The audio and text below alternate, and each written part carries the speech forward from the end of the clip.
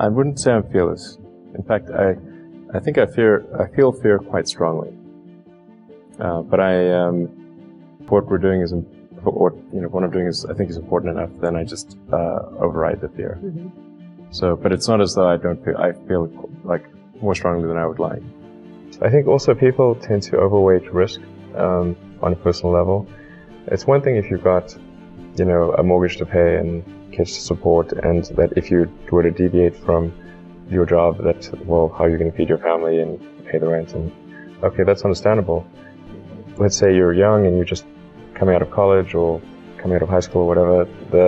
What do you risk?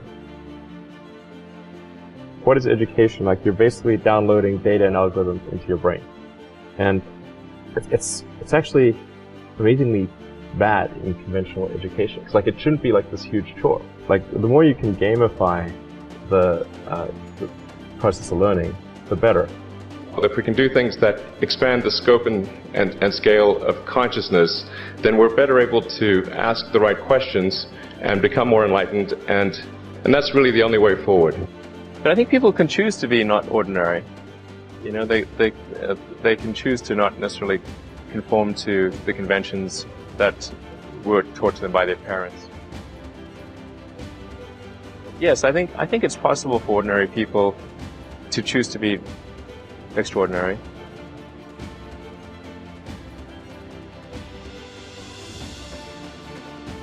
I think also just don't be afraid of new arenas. You can get a book, you can learn something, and experiment with your hands, and just make it happen. Find a way or make a way to get something done.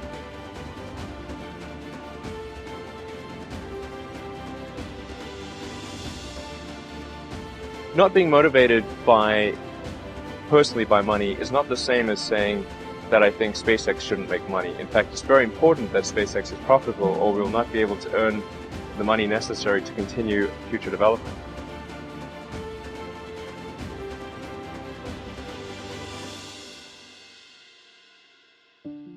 It's like the Nike slogan, just do it. That's, just showing up is half the battle. You got to try hard to do it, and don't be afraid of failure. You also need to be rooted in reality. So you shouldn't. It's easy to get high in your own supply.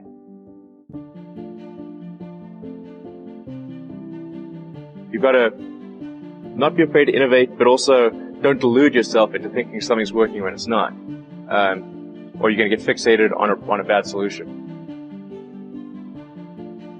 You go to the very basic laws of physics, the things which we believe to be extremely well demonstrated. In other words, the reason they call it a law is that no one has ever demonstrated an exception to that, ever.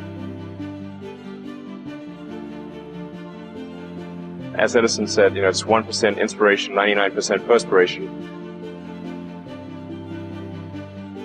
I think it's really a mindset. You have to decide, we're going to try to do things differently. Well, provided that they're better. You shouldn't do things differently just because they're different. They need to be different and better. But I think you just have to sort of decide. Let's think beyond the normal stuff. There's this great holy grail potential in the future. You have to stay grounded in the short term. So because if you don't do things that pay the bills, you're not going to achieve the ultimate long-term objective. But it's nice to have that sort of holy grail long-term potential out there as an inspiration for coming to work.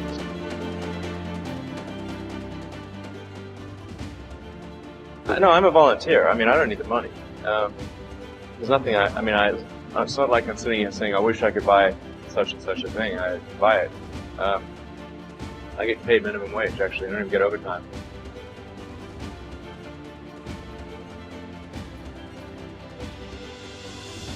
But I think people can choose to be not ordinary. They can choose to not necessarily conform to the conventions that were taught to them by their parents.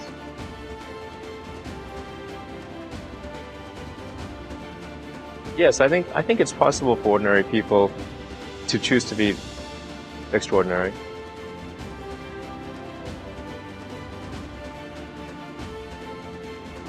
Well, it's like the Nike slogan, just do it. Well, first of all, I'd say I actually feel fear quite strongly. So it's not as though I just have the absence of fear. I feel it quite strongly. But there are just times when something is important enough, you believe in it enough, that you do it in spite of fear. There's always a chance of failure. So I think it's important that you really like whatever you're doing. If you don't like it, life is too short. And also, if you like what you're doing, you think about it even when you're not working. I mean, it's something that your mind is drawn to. If you don't like it, you just really can't make it work, I think. When you're building something new, there's going to be mistakes. Yeah. And it's important to recognize those mistakes, acknowledge them, and take corrective action. And the success of a company is very much more about how quick are you to fix the mistakes, not will you make mistakes. And if you see the difference between a startup that is successful and one that is not, and it's because the successful one, they both made mistakes, but the successful one recognized the mistakes, fixed them very quickly, and the unsuccessful one tries to deny that the mistakes exist. You know, a lot of life in general, in any job, there's like, you have to do your chores. I think to be successful at almost anything, you have to do the tough stuff and as well as the enjoyable stuff. You have to do the boring stuff as well as the non-boring stuff. And if you don't do your chores, then bad things will happen. But if they don't do the things that they don't like to do, then the company will be in trouble. Like you have to, you basically, like it's more fun to cook the meal than to clean the dishes. Okay, but you need to clean the dishes. You need to do both. Yes, you need to do both, exactly. Now is the time to take risk.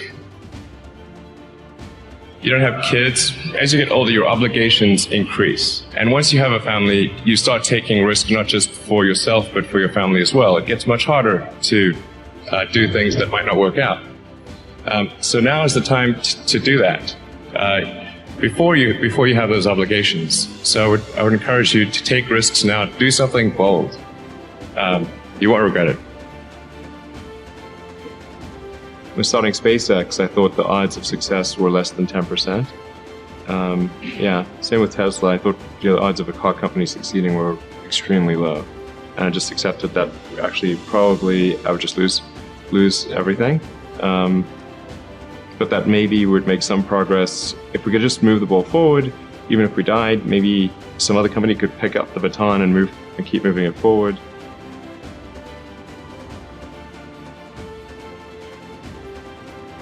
First of all, I really need to give some thought to like, how can I provide advice that would be most helpful? And I'm not sure I've given enough thought to that to give you the best possible answer. But I think certainly being focused on something that you're confident will have high value to someone else, and just being really rigorous in making that assessment. The natural human tendency is wishful thinking. So a challenge for entrepreneurs is to say, well, what's the difference between really believing in your ideals and sticking to them versus pursuing some unrealistic dream that doesn't actually have merit? And that is a really difficult thing to tell you. Can you tell the difference between those two things? So you need to be sort of very rigorous in your self-analysis. I think certainly extremely tenacious, and then just work like hell. I mean, you just have to put in, 80-hour, 100-hour weeks every week. All those things improve the odds of success. Okay.